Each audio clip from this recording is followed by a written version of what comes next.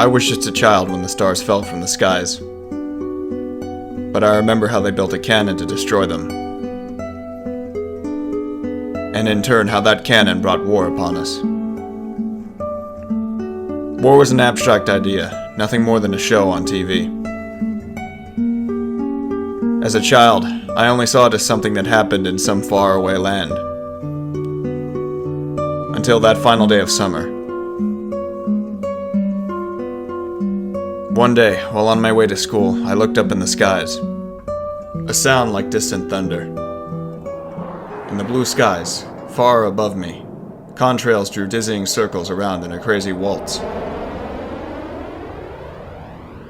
A battle in the beautiful skies far away. I could not tear my gaze away from them. A deafening roar.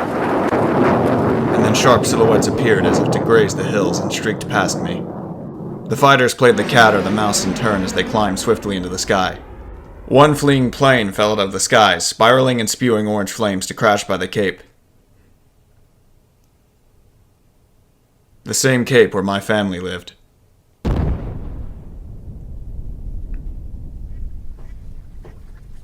Now they only live in my memories of days past. The victor circled around to confirm the kill. And on his craft there was a large number 13, emblazoned in yellow. I will never forget this. The Allies retreated across the ocean before the onslaught of the enemy.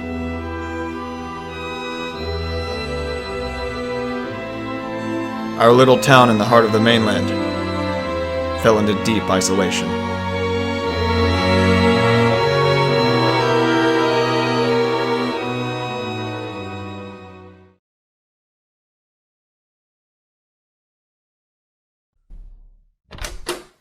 Oh, hey. What's up, Doc? Good morning, Jonathan. How's the recovery report going? Oh, it's going fine. Yeah, you should be out of here within the next week, hopefully.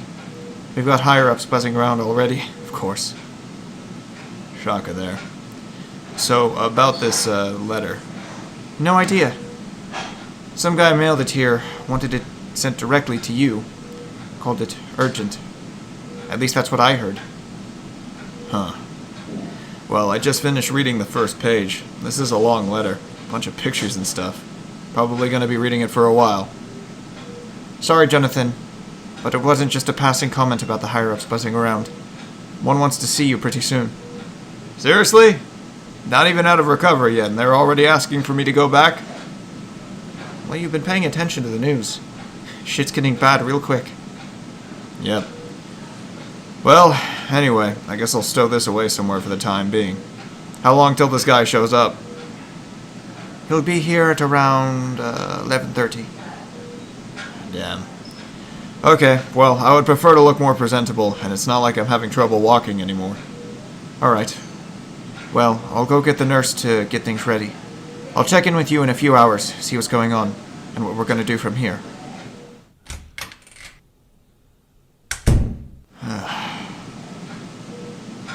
They always want the old war hero, don't they? If they need a good pilot, why don't they go ask that guy from Ameria first? Whatever. At least I'll probably be going back up in the air soon.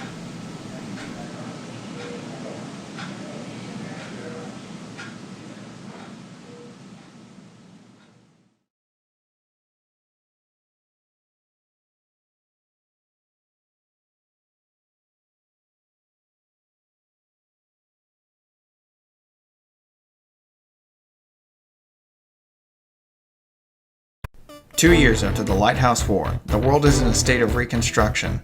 The worldwide satellite network was destroyed, and efforts to install a new system have been impossible to deploy, with a massive debris field in orbit. This has rendered the International Space Elevator to be nothing more than a large comms tower. At the center of it all was a corrupt organization led primarily by former members of the Valkyrie Grey Men. In the waiting room at Wrigley Air Force Hospital waits a high-ranking officer, a young one with slicked black hair.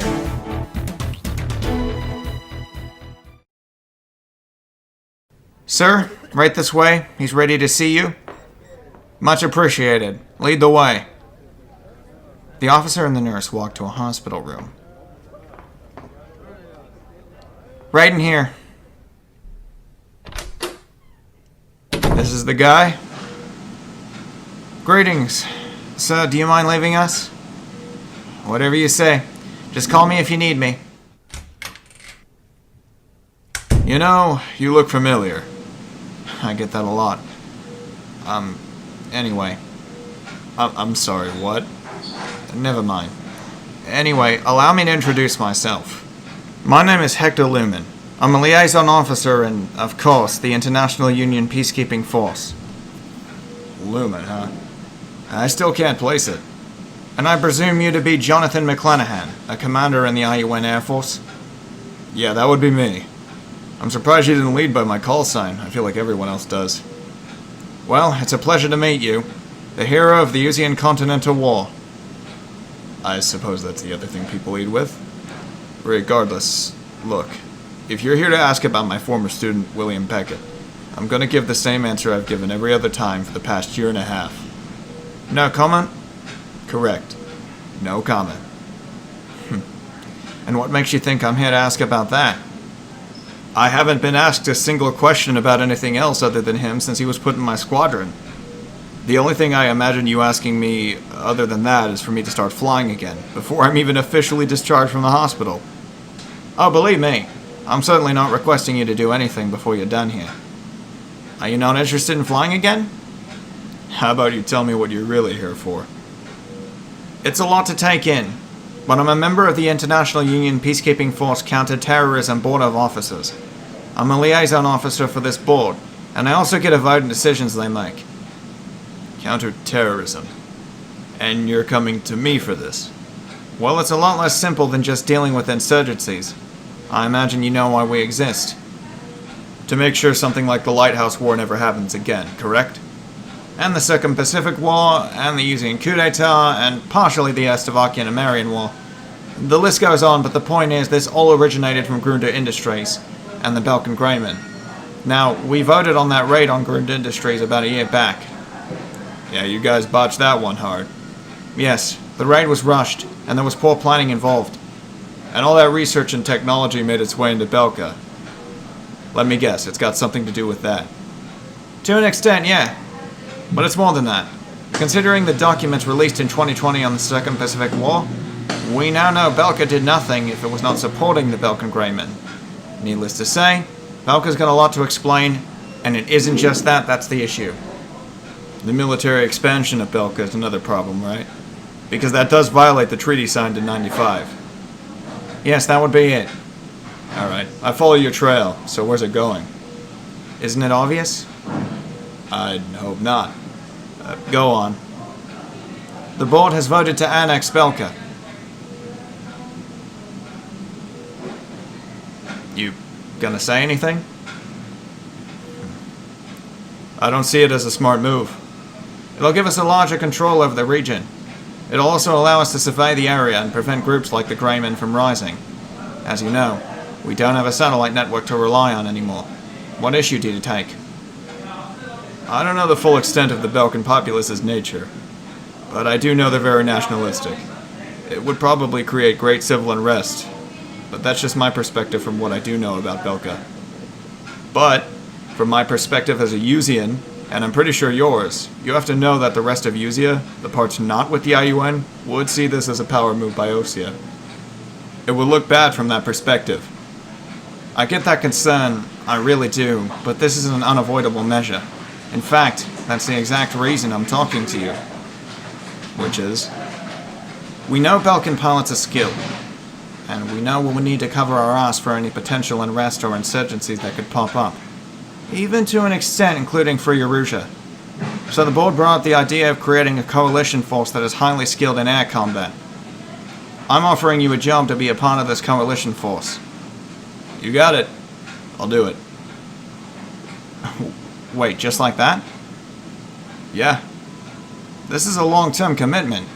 You're not the only candidate, of course, but we intend on keeping this coalition around for a long time after the annexation of Belka. And I know you're getting up there in age. It's not a question. I'll do it. Okay.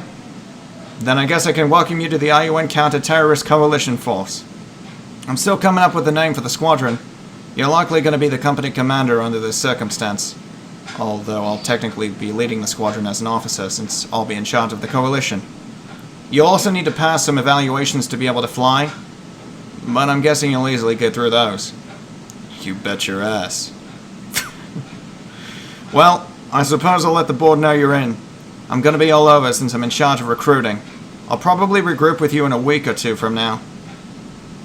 I do have a recommendation. For a pilot? Yeah. There's a younger flight lead in Ameria, the newer nation to join the IUN. I've been looking into him for a while now, and I can say I'm very impressed. Huh. Okay. I'll do some research and bring it up to the board. I can go with you to evaluate him once you're finished with the other stuff. That would work, I suppose. Hector picks up his papers and walks over to the door. Oh. Welcome back, Mobius One. Mobius picks up the letter he was reading and puts it back down. I'll save this for later. Suppose I got some work to do.